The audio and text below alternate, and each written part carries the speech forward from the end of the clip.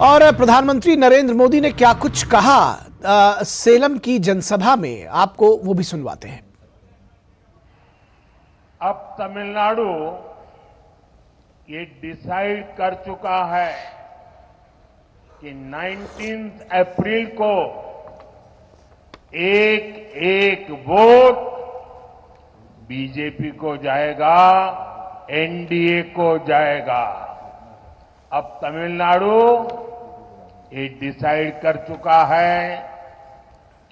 अब की बार 400 पार, अब की बार 400 पार। और इस पूरी खबर पर बातचीत करने के लिए वरिष्ठ पत्रकार शेखर अय्यर हमारे साथ जुड़े हुए हैं। शेखर जी, किस तरह से आप देख रहे हैं जो मिशन साउथ है बीजेपी का, पूरे जोर शोर से, और अपने सबसे जो टॉप लीडरशिप जिसको कहना चाहिए कि जो उनके स्टार कैंपेनर भी हैं, प्रधानमंत्री नरेंद्र मोदी स्वयं इस मिशन में लगे हुए हैं। किस तरह से देखते हैं कि ये कितना जरूरी भी है बीजेपी के लिए अपनी सीटों को बढ़ाने के लिए, और कितना आप वहां पर पोटेंशियल देखते हैं बीजेपी के लिहाज से? बिल्कुल निखिल जी, ये जो कोशिश आज आप देख रहे हैं सामने, ये कोशिश अभी नहीं शुरू हुई, चुनाव के लिए नहीं शुरू हुई। आपने देखा होगा कि प्रधानमंत्री ने 2 साल पहले ही उन्होंने काशी तमिल संगमम किए, उसके बाद सौराष्ट्र तमिल संगमम हुआ, और लगातार तमिल भाषा को लेकर, तमिल संस्कृति को लेकर, और तमिलनाडु की जो भूमिका है इंडिया के ग्रोथ स्टोरी में उसको लेकर कई बार पीएम जिक्र कर चुके हैं। और पीएम को मानना है कि तमिलनाडु में एक विकल्प के रूप में बहुत जरूरी है वहाँ, क्योंकि बार बार वो देख चुके हैं डीएमके एडीएमके,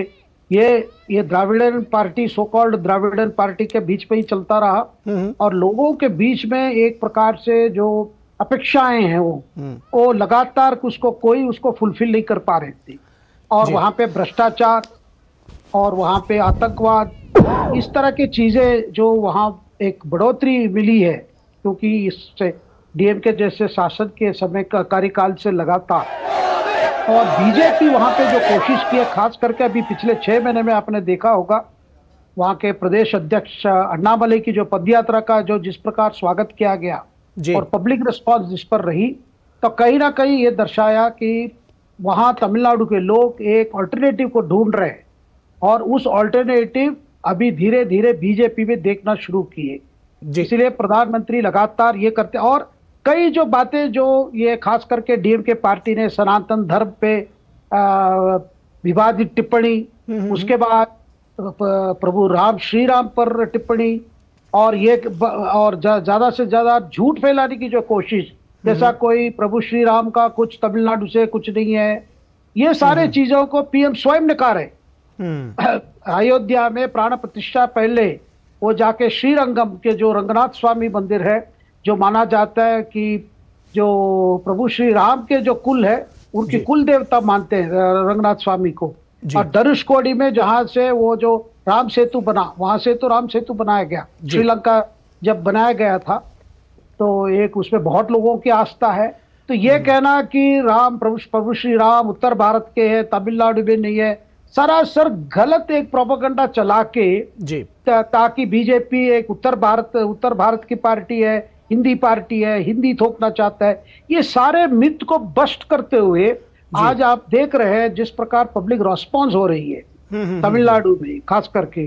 तो इससे ये कहता है कि लोग अब तंग आ चुके हैं ये रीजनल पार्टीज के पॉलिटिक्स देखकर, और भ्रष्टाचार बहुत बढ़ चुका है निखिल जी, आप देख रहे हैं मंत्री पकड़े जा रहे हैं, ईडी रेड्स हो रहा है। तो यानी आप ये कहना चाह रहे हैं कि एक ऑल्टरनेटिव देने की कोशिश में है बीजेपी कहीं ना कहीं, जो गैप लोगों के लिए भरा हुआ है एआईएडीएमके और डीएमके के बीच में, आखिर उनको कोई एक तीसरा विकल्प होना चाहिए, वो बीजेपी। एक बात और समझना चाहेंगे, पीएमके के आने से आज अंबुमणि रामदास जुड़े हैं एनडीए के साथ में, कितना फायदे का सौदा एनडीए के लिए लग रहा है आपको? बहुत बड़ा डेवलपमेंट है निखिल जी। पीएम के बीजेपी के साथ समझौता किया है और साथ पे चुनाव लड़ेगी,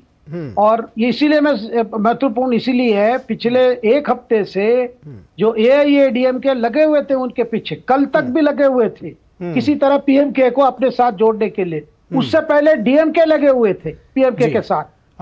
लेकिन पीएम के को लगा कि जो फ्यूचर देखा जाए, तमिलनाडु का भविष्य बीजेपी के साथ है, देश के भविष्य प्रधानमंत्री के साथ है, और उनको लगा कि अगर पीएमके का जो भविष्य देखना है तो बीजेपी के साथ जाना है और प्रधानमंत्री के मोदी जी के नेतृत्व में ही चुनाव लड़ना है जी। तो इसीलिए आप देख रहे हैं कि दोनों